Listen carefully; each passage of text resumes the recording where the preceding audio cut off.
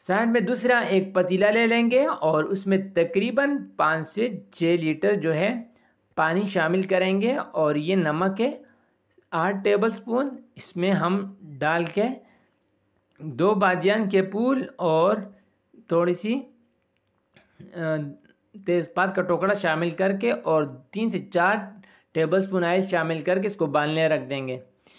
यहाँ पर जो है चावल जिसको हमने अच्छे से धो लेना है और इसमें जो आटा आटा सा आता है वाइट, वो हमने गिरा देना है 4 से 5 मरतबा और इसको हम फिर भिगो के रख देंगे और ये कम अज़ कम पकाने से आधा घंटा पहले भिगो के रख लेना चाहिए। तो ये देखें आधे घंटा हो चुका है और दूसरी तरफ पानी भी उबल चुका है।